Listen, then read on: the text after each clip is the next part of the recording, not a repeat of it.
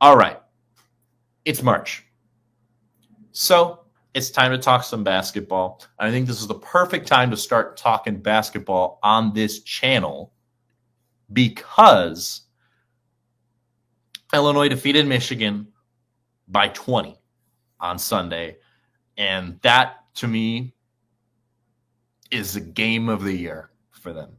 That Oregon win was nice, right? That's the second time they've beaten a ranked Big Ten opponent by over or 20 or more, not over 20 because it is 20, by at least 20 on their home floor. And to me, this one was bigger because of where the team was at. So they went on a 3-game losing streak recently. They lost to Duke. They played Duke last week at Madison Square Garden, and they got absolutely killed. They lost by I can't even remember the exact number for you guys. It was at least 30. It was embarrassing. I think the lead was almost 40 at one point. But this team's really shown up since that 3-game losing streak, which was against 3 ranked teams. It was Duke. It was Wisconsin. I'd have to check who the other team was on that. The first team they lost to there. But it's 3 ranked teams that they lost to, right? In a row. So not too bad because all these teams are obviously they're ranked higher from them. Illinois is not currently ranked in basketball, even though they were for a good amount of time at the beginning of the season. And they've got a lot of tough games. I mean, the Big Ten is tough as ever. Oh, it was Michigan State. It was Michigan State they lost to before then. And they had lost. So they lost 5 of 6 and 3 in a row on that stretch before last Tuesday. They played Iowa and they beat them by 20. Iowa is not that great this year, but it was a nice like pick me up game at home in front of the home fans, to get going and give them the momentum that I think they needed for this Michigan game, which, by the way, guys, okay, so I came home like 10 minutes before the show. I got home from work, and my girlfriend also works in sports, and I see this shirt on the table, a bunch of these shirts to greet me as I come home on the kitchen counter. What is this? What is that even? I don't know what that was doing in my house. I might have to end tonight's episode a little early so I can burn all those before she gets home. But anyway, back on track. That Iowa game was a very good momentum builder into this huge win against Michigan. A game of the year, 62 second half points. They were tied at 41, 16:05 to go, and then combination of Illinois dominating and then Michigan just collapsing in the second half. Illinois has now won 9 straight against the Michigan Wolverines. That goes back to January 10th of 2019. That was the last time that Michigan beat Illinois in a basketball game. Michigan won that game 79-69 in Champaign. That's per the Illini Athletics website. They did previously have an 11-game win streak against Michigan in basketball that stretched from 2000 to 2006. So they still got 2 more games to go if they want to top that. But absolute dominance from Loyola against Loyola. I'm used to talking about Loyola basketball. Absolute dominance from Illinois against Michigan these last couple years. Again, you got to go back to 2019. The last time Michigan beat them. 9 in a row, and not just beating Michigan, but this is what I mean by dominance against Michigan over the last 9 games. Michigan has lost only 2 times by 20 or more on their home floor in the past 10 years. This was one of them on Sunday as Illinois. The other one was also Illinois on March 2nd of 2021, exactly 4 years to the date that they played that game on Sunday, beat them 76-53. So Illinois absolutely dominated Michigan, it wasn't even their best shooting game in this past game on Sunday. They shot 46.6%. Certainly not bad, but that doesn't scream 93 points to me, to score that many points. But it was 19 offensive rebounds, 30 second chance points, 30. Ridiculously good on the offensive glass, the second chance points. That's what wins or loses you games, So that was absolutely huge. It was Trey White who led the team. He led the team 19.11 rebound, double-double. He normally averages 10 and 5, so he really stepped up for this one.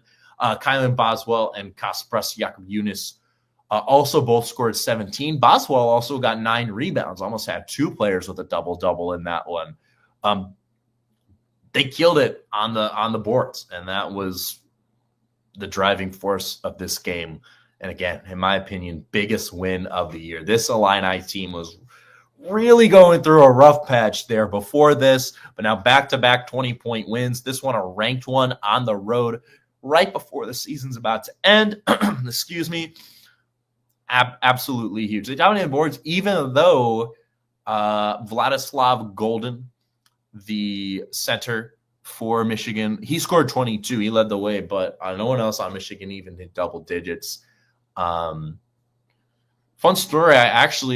So Vlad Golden was on the FAU team, the Florida Atlantic team that went to the Final Four a couple of years ago. And so the start of last year's basketball season, not this current one, Loyola played them in the Barstool Classic. It was in Chicago.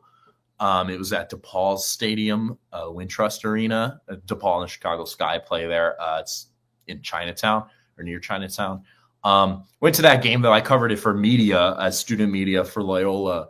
And FAU won that game. They were ranked 10th in the country at that time because they were just coming off the Final Four appearance.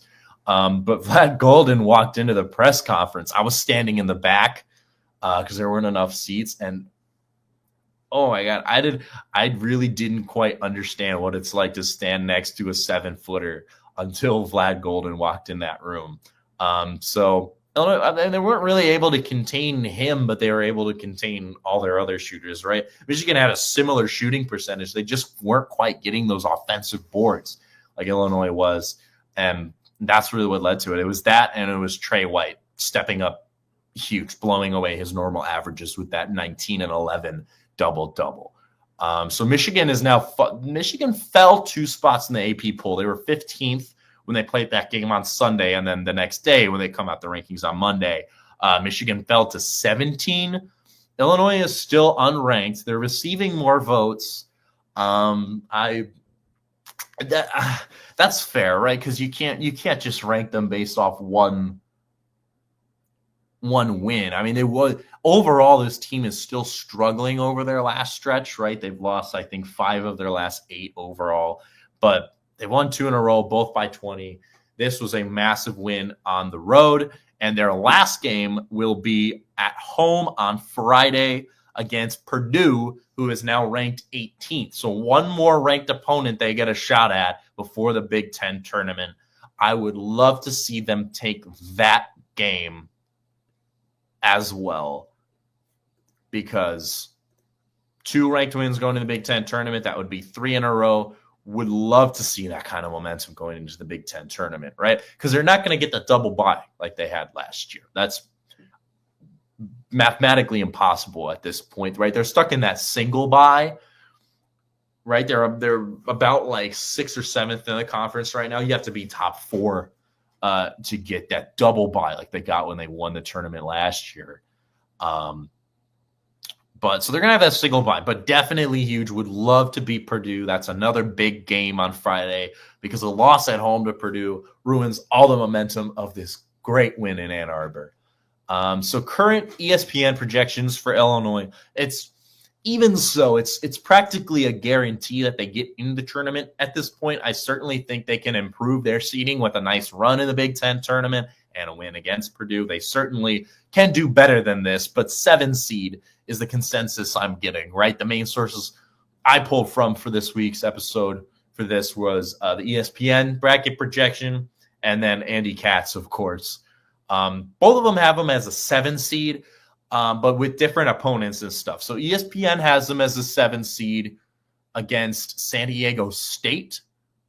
And also that game would be in Milwaukee.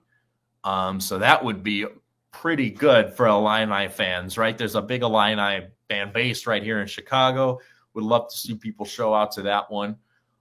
If it's in Milwaukee, I mean, this is all just projection speculation. There's probably a low chance that actually happens, but hey, you never know. ESPN's predicting it only a week before the conference tournament start. So you never know. And so then they'd be the 7 seed. So then the 2 seed on their side of the bracket, who they would more than likely meet in the second round after San Diego State, is Iowa State.